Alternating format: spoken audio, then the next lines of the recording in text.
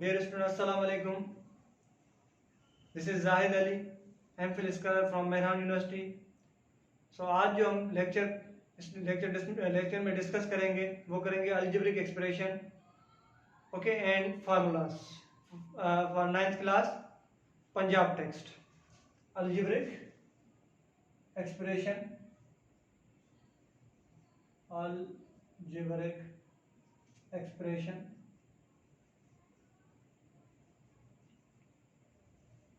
and formulas.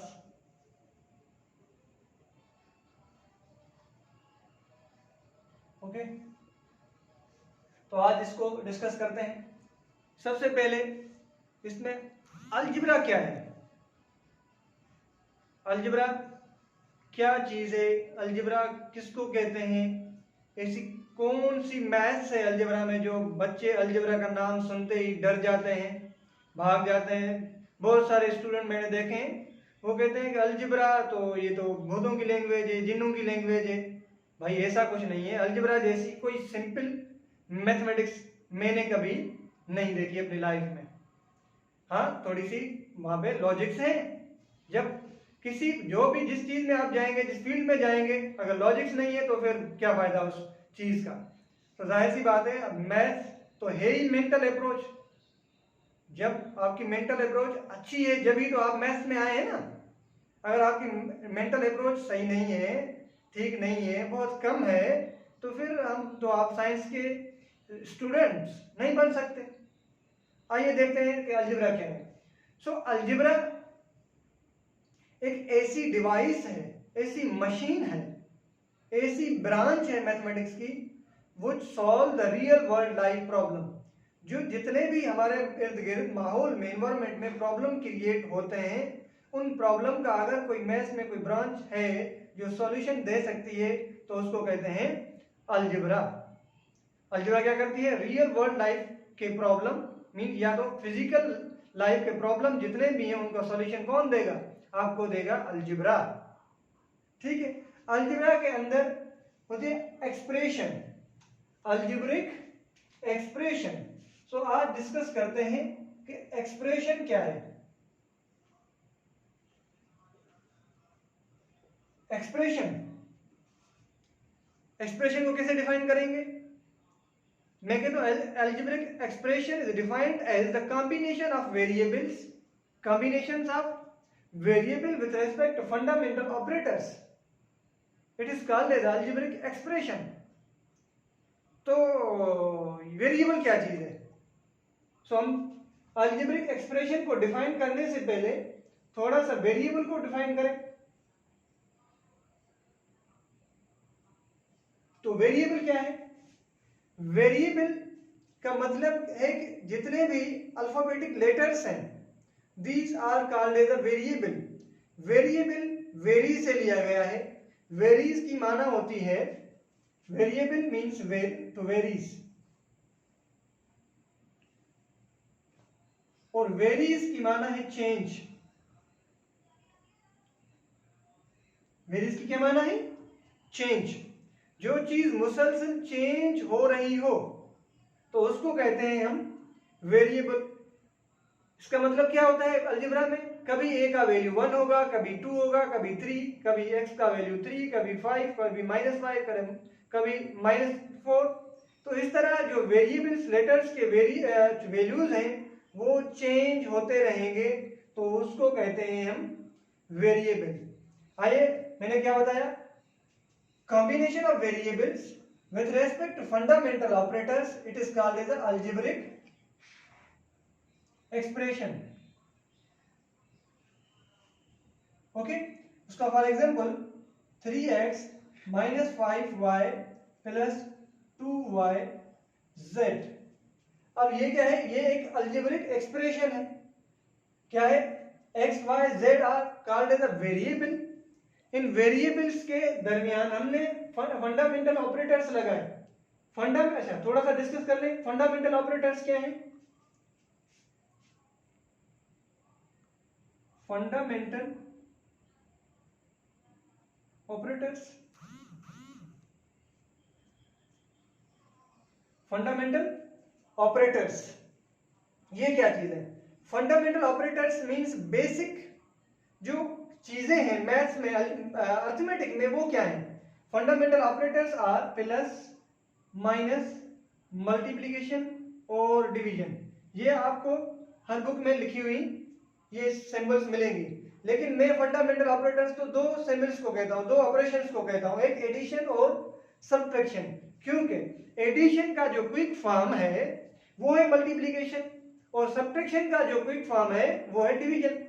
Division में basically हम subtract ही तो करते हैं, मींस सब्ट्रैक्शन में क्या करते हैं? किसी चीज को डिक्रीज करना हो, कम करना हो, तो वहां पे सब्ट्रैक्शन यूज करते हैं। किसी चीज को बढ़ाना हो तो हम यूज करते हैं addition.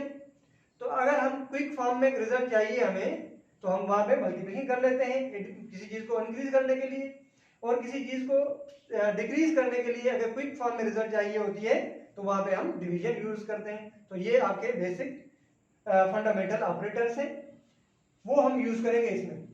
3x minus 5y plus 2yz, ये आपका क्या है? फंडामेंटल ऑपरेटर है। अब देखें यहाँ पे बात हो रही है, ये जो 3 जो है x के साथ जो मल्टीप्लाई हो रहा है, इसको हम क्या कहें? ये क्योंकि x, ये जो है x, ये तो वेरिएबल है,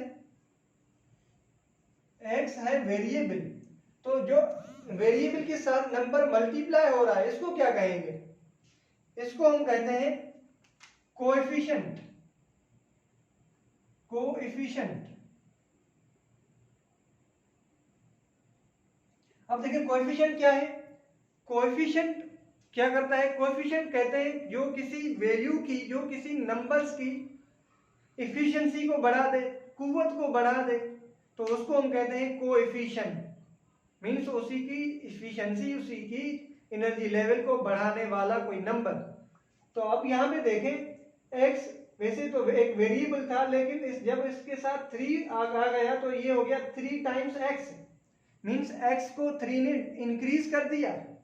3 टाइम्स x मींस x की इफिशिएंसी को इस 3 ने बढ़ा दिया। तो ये जो अ नंबर हम लिखेंगे, a number which multiplied by